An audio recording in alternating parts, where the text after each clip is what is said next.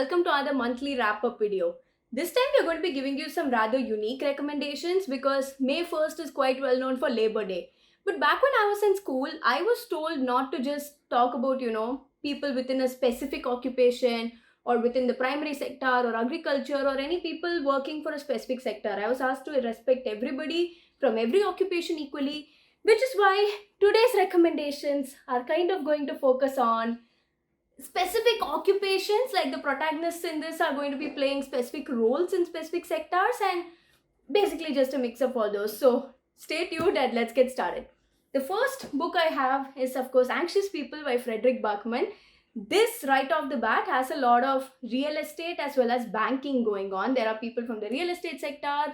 Mainly they talk a lot about properties and flipping them and selling them, all that is going on. And on the other side, banking as well is very prominently mentioned in this book. It talks about one bank robber, a bunch of people. If you have the hardcover book, it has all of these people. This is just a gist of all the people featured in this book, and each person is eccentric in their own way. And believe me, oh my god, believe me when I tell you, each and every one of them has a different role of their own, including the real estate agent, even the police officers featured in it. All of them have a very prominent role. And when this bank robbery almost goes wrong, how do the people cope with it and what's going on? It's one of the most funny yet thought-provoking, insightful books I've ever read. So that's there. Second up is a book most of you probably know quite well, especially if you're on BookTube and BookTalk. The Silent Patient by Alex Michaelides. Right. So it features doctors and psychiatrists and mental health surgeons, especially a lot of therapists and all that, where there is a person called Alicia, and she has killed somebody, and after killing them she has gone completely silent, and there's only one single person, Theo, who is a psychotherapist, and he is the only person who can extract the truth from her and make her talk. She'll talk only to him. And when he's piecing together everything, you're also getting multiple perspectives from the past where you're figuring out what happened. And the twist at the end, what is going on? You have definitely heard about the amazing twist in this book, and if this is not your reminder to read it, at least because it has a good psychotherapist and a lot of doctor jargon in it, definitely pick it up. Next up, we have Stupid Lawyer by Ashok Basin, one of my favorite reads in April. This one is actually a lot about law and journalism and a lot of people in those sectors. So you'll get a lot of respect for our judicial system and lawyers if you read this, as well as journalists, especially investigative and criminal journalists who probe really deep to get to the heart of a story and bring it out. So it talks about this guy and he gets convicted falsely. Somebody's framed him and he gets arrested without any proper trial because people have forced him into it. And he just spends a majority of his youth in jail.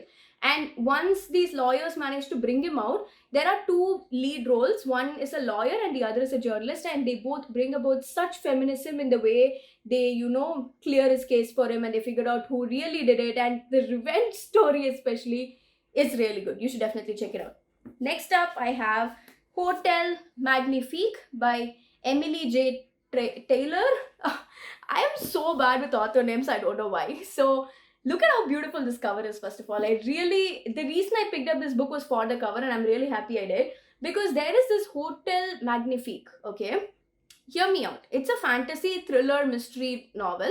It's really good, but also got a bit of sci-fi. So it changes its location every single night. So what about if you're staying it? Read the book to find out. So every single night the location changes, and there's a very shady night watchman. Shady maitre d'. I read it a while back, so I'm a bit weak on the plot. But you can live a life of adventure and opulence as long as you live in this hotel. But there is something very shady and sinister going on behind it. And when the lead role manages to get into this hotel, initially it's really happy where she figures out everything, and it's as magical as this cover. It's really beautiful. The ride is amazing.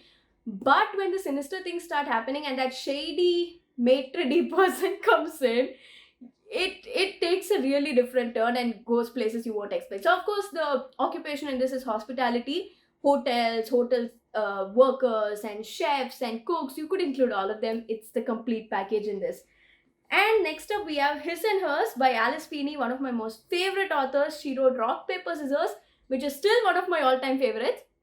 This talks about police investigation a lot, which is a very important occupation, as we know. So, policemen and police women, like in this case, are very important parts of a society. And in this, you're following the same incident from two timelines. One is his and one is hers, who are actually like exes and everything. So, these two people are working on the same case together, one as a policeman and the other as again, I don't remember exactly. She is a news reader at, again, journalism, and she's a news reader at a channel. She's trying to probe and get into why the murder happened and all that, whereas the police guy is trying to completely shun her away, keep the media away, not inform them about everything. But because of their close relationship, they tend to get into each other's way a lot, very frequently, and about how they sort out their differences.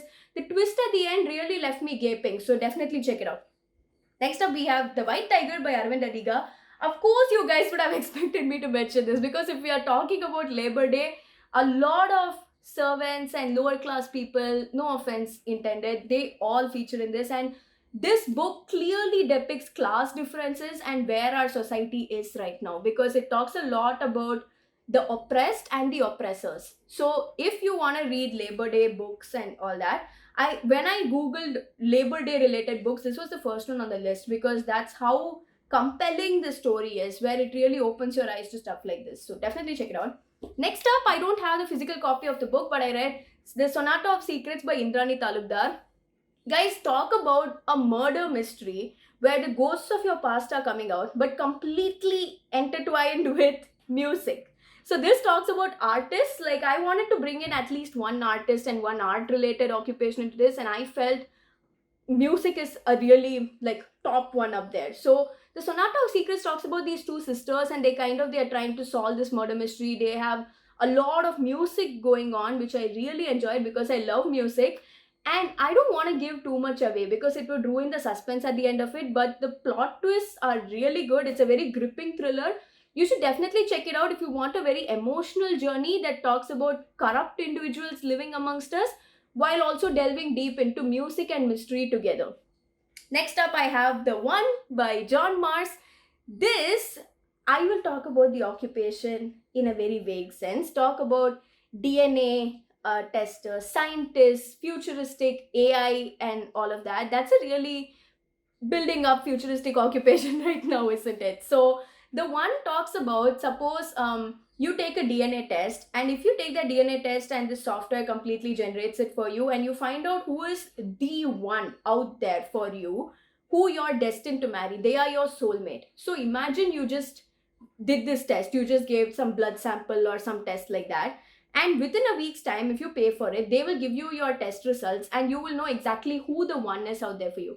Many people have used this test and found out, this is fiction by the way, many people have found their soulmates and partners, they are living happy lives. But what if you're already married? Or what if your soulmate is dead? Or what if your soulmate is a serial killer? That is not a spoiler. It is literally the second chapter in this book and one of the most biggest highlights in this book. So definitely check it out. Last but not the least, how can I forget teachers? They are one of the biggest occupations that shape all of us in our lives. And back in school, I was taught to respect them the most, whether I respect any other occupation or not. And I would suggest They Never Learned by Lane Fargo. I currently don't have this because I lent it to a friend and they just didn't return it to me. But this talks about a few teachers in a school. I won't say good teachers because, again, this is not a spoiler. It's the very first chapter. It is the synopsis of the book, okay? So it's about this teacher who is the lead role, and she is a serial killer. If there's any student or teacher or any person involved who has done something really wrong, she thinks she is doing society a favor by eliminating them completely. So again, you're following two different timelines, different perspectives, you're following all of that. The plot twist is amazing, and the way she kills each and every person in gory detail is really good. And throughout the book, you of course know who the killer is. That's not a mystery at all. The mystery is if she'll get caught or not. And there you are indirectly rooting for this character, even though it's so wrong, even though she's not a good person, even though you shouldn't encourage this. In a very weird way, you're rooting for her because all the people she kills have actually done really bad things in their lives. So even though it's morally wrong, you're still rooting for her. And every moment when she's about to get caught, you're just sitting at the edge of your seat like, how's she going to get out of this one? What's going to happen? So definitely check it out. And there you have it, guys. About 9 or 10 book recommendations. related to specific occupations, because we need to respect every single one of them, because every one of them is tough and we need every single one of them in order to live as a very good society. So this Labor Day, check out these books and let us know in the comments below what your occupation is, what the best thing about doing that job is, or even a book like this specifically to a specific occupation that you really enjoyed recently. Thanks for watching. Have a great reading month this May and stay tuned for more.